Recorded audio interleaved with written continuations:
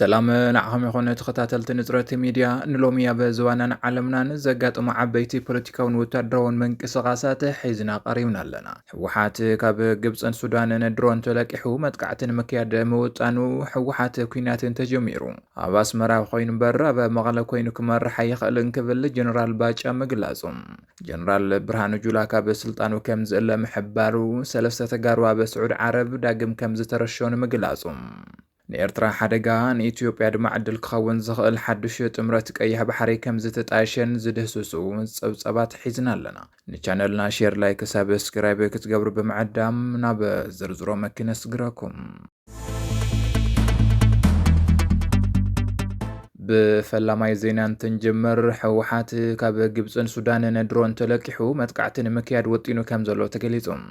كاب العلوت حلفتي سراويت حيلي سلام تقراي TPF زترخب حابريتا كامزم ملاخطو حوحات بهزب زلو تقبانت نمملاسو اب هزباو سفراتات تكالات هايمانوتن عراقاتاتن بدرون دبداب بمفصام بلصقنا ايغير وبمبال هزبين ملع عال حاسيب مهلاو تقليزم لعلواي حالفي ميديان كومنيكيشن TPF كاب العلوي مرحح حوحات رخيبو يبزبو لحابريتا مسرت تودب نحصير اوانزز ان حنا يدرون لقحن مركاب نبركزو هاجرات بفلاي نجبس السودان نحط قريب لهم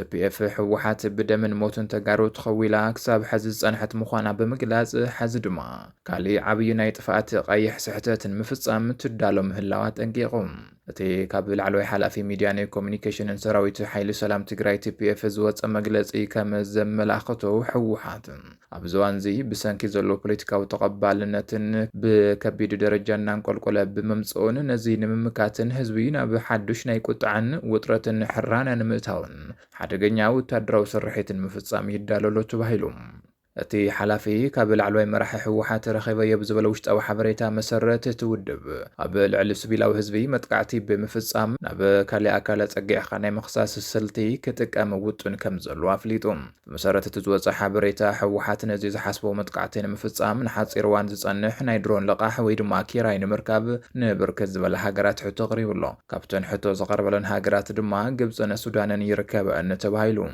اتنايدرون متقعتي زفصم اللون بوتاتات زواو سفرات تكالات هايمانوت عبيتنا عداقا بوتاتات مخانو تحبير الله نزي دبداب بمفصام دما نزي متقعت زي فيدرال منغستي بلصقنا ايغير وبمبال حزب تግራይ አንጻር ፌደራል መንግስትን መልዓልን ናይ ኩናት ሕራንን ምፍጣርን ዘአለመ ውጥን ምዃኑ TPF ገሊጹሎም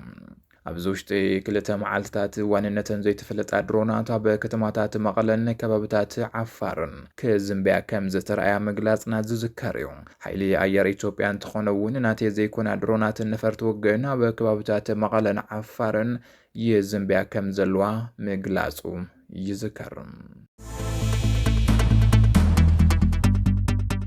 بخالي الزينة حوحات كينات تجميرو كابا أسمران بر أبا مقالو كوين كمر حي خالن كبل جنرال باج أدبيلا قليزم أمبسادر إثيوبيا بكينيا زخوان جنرال باج أدبيلا بزهبوك على محتات حوحات حدشو كينات تجميرو نتوق كابا أسمران بر كابا مقالك مرحاكم زي خال أرقت أنيا مخانو قليزم حوحات كابا علة عسران شوعات حملة جميرو حدش نايكينات متقعتك خفتي خاليزو الحبريتات سقاطاتن اون ابتي زوا ينا تنافس يركبون اب كينيا نا اثيوبيا امبسادر كوين زرح زلو جنرال باجا دبلين حد ناي زينا ميديا بزهب وتدراون بوليتيكاون ريتو حوحات داغماينا ببرتاو كيناتن تاتيو زلو ناي مرحنت كونتات بمغمغام سفح ريتو قريب الله حوحات كيناتن تجميرو نتوق زمرحو اباس مرا كوين بر كاب مقلو كوين كمرح كم زي خل ملبو مل ارغصنيا يكبل جنرال غليصوم زي ناي جنرال باجا دبلي مغلصي بمنغو مرح تسمران حوحاتنا لو زبحال ناي بوليتيكان صطان متسسارن صمدون زملكت وتدراو غمغام مخاني يغلصالو بتوساخي كابز تفلالي وتدراو ناي بوليتيكاو منجتا زوص زلو حبريتاتات كمزم ملاخته وحوحات كاب علت 27 حمله جميرو حدوش ناي كينات متقعتي خفتي خلي زول ورتاتن سقاطاتن بسفي حزبي ان تنافس يركبون زناي كينات سقات زي سمع زلو ابا وشت تግራይና በከባቢውን ዘለው ወታደራዊ ወጥሮታትን ናይ ሓይልታትን መንቀሳቀሳትን ንሓየለ ኣብ ዝመጸሉ ዘለዋን ምዃኑ ተሓቢሩ ላዕለዋይ ኣዛዚ ሰራዊት ኢትዮጵያ ፊልድ ማርሻል ብርሃኑ ጁላ ካብ ሓላፍነቱ ክሰናበት ምዃኑ ተገሊጹ። ኣብ ላዕለዋይ ኣመራርሓ ሰራዊት ኢትዮጵያ ሓዱሽ ናይ መዝነት ምልዋጥ ክግበር ከም ዝተሓሰበን ፊልድ ማርሻል ብርሃኑ ጁላ ካብ ሓላፍነቱ ተኣልዩ ብጀነራል ጌታቸው ጉዲና ክትካእ ምዃኑ ዝረኸብናዮ ሓበሬታ የመላኽት።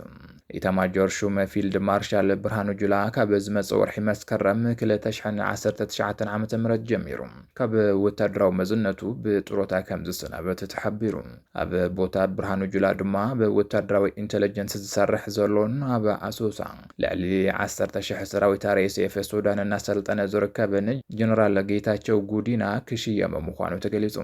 ምክትል ኢታማጆር ጀነራል ኣበባው ታደሰ ብሕማም ካንሰር ኣብ ሕክምና ከም ዝርከብን ብተወሳኺ በጀት ክልል ኣምሓራ ብዘይ ኣግባብ ብምዝማዝ ሃብቲ ኣኪቡ ብምባል ወቐሳ ይበጽሖ ከም ዘሎን እቲ ሓላፍነት ከም ዘይግብኦን ተሓቢሩ። ካብ ሰራዊት ምክልኻል ኢትዮጵያ ዝረኸብናዮ ሓበሬታ ከም ዘመላኽቶ ናይዚ ሕዚ ናይ ኢትዮጵያ ሓይልታት ምክልኻል ኢታማጆር ሹም ፊልድ ማርሻል ብርሃኑ ጁላ ካብ ዝመጽእ ወርሒ መስከረም 2019 ዓ.ም ጀሚሩ ካብ ወታደራዊ ሓላፍነቱ ብጥሮታ ክሰናበት እዩ። ብርሃኑ ጁላ ኣብ እዋን ደርጊ ኣባል ዕጡቕ ሓይሊ ዝነበረን ኣብ ቆበብ ሰራዊት ትግራይ ተማሪኹ ድሕሪ መልቃቑ ናብ ናይ ጀነራልነት ማዕረግ ዝዓበየን ድሕሪ 2010 ዓ.ም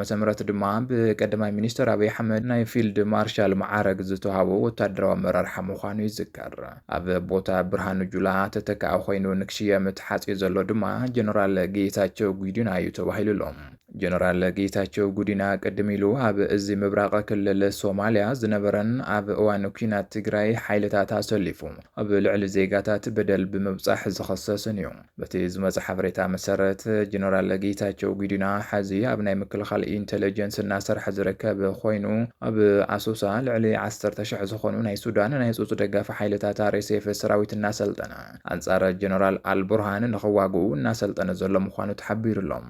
ብተወሳኺ ምክትል ኢታማጆር ሹም ዝነበረ ጀነራል ኣበባው ታደሰ ብሰንኪ ዘጋጥሞ ናይ ካንሰር ሕማም ኣብ ሕክምና ይርከብ ተባሂሉሎም። ኣብ ስዑድ ዓረብ ተወሳኽቲ 3 ተጋሩ ከም ዝተሰየፉ ተገሊጹ። ትማሊ 23 ሓምለ 2018 ዓ.ም ኣብ ስዑድ ዓረብ ቤት ማእሰርቲ ኻሚስ ምሻይት ካብ ዘለው ተጋሩ ተወሳኺ 3 ወገናት ናብ ምሕረዲ ብምውጻእ ተሰይፎም ከም ዘለው ካብ ስዑድ ዓረብ ዝመጸ ጸብጻብ የመላኽት። ቅድሚ 3 መዓልቲ ማለት እውን ብዕለት 20 ሓምለ 5 ተጋሩ ብተመሳሳሊ መንገዲ ምሕራዶም ዝዝከር ኮይኑ ሕዚ ድማ ቁጥሪ ዝተሰየፉ ሰባት እናወሰኸ ይኸይድ ኣሎ ተባሂሉ። ኣብ ዝሓፀረ ግዜ ኩሎም ክጥናቐቑ ኣለዎም ዝብል ናይ ምጥፋእ ትእዛዝ ብግብርና ተግበረ ምህላው ዝገለጹ ሱራት ዓለም ለኸ ማሕበረሰብ ድምፂ ክኾኖምን ንኸድሕኖምን ይጽውዕ ኣለዉ። ካብ ስዑድ ዓረብ ቤት ማእሰርቲ ኻሚስ ሙሻይት ዝወፁ ዘለው መረርቲ ሓበሬታታት ከም ዘመላኽትዎ ትማሊ ዕለት 23 ሓምለ 2018 ዓ.ም ካብ ዓምበር ዝበሃል እስር ቤት 2 ካብ ዓምበር 3 ድማ ሓደ ብጠቕላላ 3 ተጋሩ ስደተኛታት ናብ ምሕረዲ ብምውጻእ ተሰይፎም ኣለዉ። እዚ ሕሰምዚ ብዕለት 20 ሓምለ 2018 ዓ.ም እውን 5 ተጋሩ ስደተኛታት ብተመሳሳሊ ብዘስካሕካሕ መንገዲ ምሕራዶም ስዒቡ ኣብ ሳልሳይ መዓልቱ ዝተፈጸመ ዳግማይ ናይ ቅትለት ስጉምቲ እዩ። ኣብቲ ቤት ማእሰርቲ ዝርከቡ ወገናት ከም ዝሓበርዎ ኣብ ዝሓፀረ ግዜ ኩሎም እሱራት ክጥናቐቑ ኣለዎም ዝብል ናይ ምጥፋእ ትእዛዝ ብግብሪ ትግበር ምህላውን ኣብ ልዕሊቶም ኣብቲ ቤት ማእሰርቲ ዘለው ተጋሩ ከቢድ ናይ ህይወት ስጋኣት ተደቂኑ ከም ዘሎ ኣፍሊጦም ኣለዉ። ኣብ ከቢድ ጭንቅን መከራን ዝርከቡ ስደተኛታት ተጋሩ ድምፆም ናብ ዓለም ማሕበረሰብ ክበጽሕን ናይ ሰብኣዊ መሰላት ተቓለስቲ ትካላትን ህዝቢ ትግራይ ንኽበጽሐሎም ጻውዒት ኣቕሪቦም ኣለዉ። ኣብ መወዳእታ ወናኒት ቀይሕ ባሕሪ ዝኾነት ኤርትራ ናብ ሓደጋ ዘእቱ ኣፍ ደገ ባሕሪ ንምርካብ ንትጽዕር ዘላ ኢትዮጵያ ድማ ዓብዪ ዕድል ዝኸፍት ጥምረት ከም ዝተመስረተ ተገሊጹ።